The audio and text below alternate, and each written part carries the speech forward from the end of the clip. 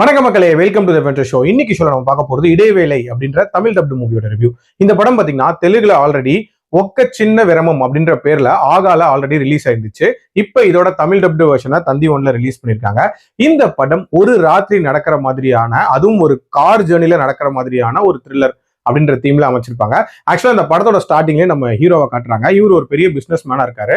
இவரோட மனைவி வந்து பிரெக்னெண்டா இருக்காங்க.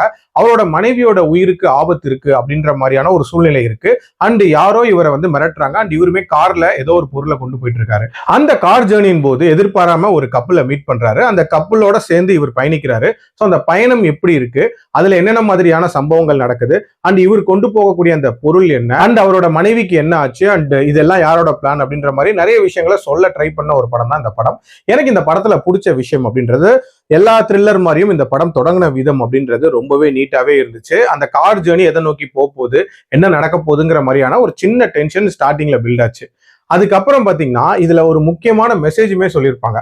அதாவது ஃபுட் அடல்ட்ரேஷன் அப்படின்ற ஒரு டாபிக்கை பத்தி பேசியிருப்பாங்க. பொதுவா ஒரு உணவை கலப்படம் பண்றவங்க தன்னோட பிள்ளைகளுக்கு அதை கொடுப்பாங்களா அப்படின்ற ஒரு கேள்வி எழுப்பியிருப்பாங்க. ஸோ அப்படி நினைச்சு இவங்க பொருட்களை தயார் பண்ணணும்ன்ற மாதிரியான ஒரு மெசேஜுமே சொல்லியிருப்பாங்க. அதே மாதிரி ஹீரோயினோட கேரக்டருமே ரொம்ப பவர்ஃபுல்லா அமைச்சிருப்பாங்க. ஒரு பிரெக்னென்ட் லேடியா இருந்தாலும் தன்னோட கொள்கையிலையும் ஸ்ட்ராங்கா இருப்பாங்க, அண்ட் பிசிக்கலாவும் ஸ்ட்ராங்கா இருக்கிற மாதிரி காட்டியிருப்பாங்க. அண்ட் டியூரேஷன் வைஸ் பாத்தீங்கன்னா ஒரு 1.5 மணி நேரத்துக்குள்ள முடியக்கூடிய ஒரு படம் தான். பட் பிரச்சனை என்ன அப்படின்னா, ஒரு ராத்திரி நடக்கக்கூடிய ஒரு த்ரில்லர்னும் போது எவ்வளவு பரபரப்பான அம்சங்கள் இருக்கணும் இதுல, அந்த மாதிரியான ஒரு அம்சமும் இல்லை அப்படின்னே சொல்லலாம். ஒரு சில காட்சிகளை தவிர பெருசா என்கேஜ் பண்ணாத ஒரு படமா தான் இருந்துச்சு. இன்ஃபேக்ட் இதுல ஹாரர்லாம் ஜென்ரேட் பண்ண ட்ரை பண்ணிருப்பாங்க. அது எல்லாமே ரொம்ப ரொம்ப சுமாரா இருந்துச்சு.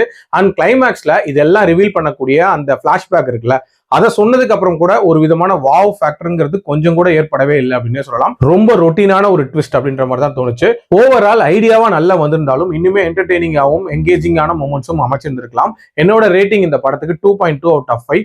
அடல் கண்டென்ட்லாம் எல்லாம் பார்க்கணும்னா பாருங்க. மீண்டும் அடுத்த விமர்சனத்தில் சந்திக்கிறேன். நன்றி, வணக்கம்.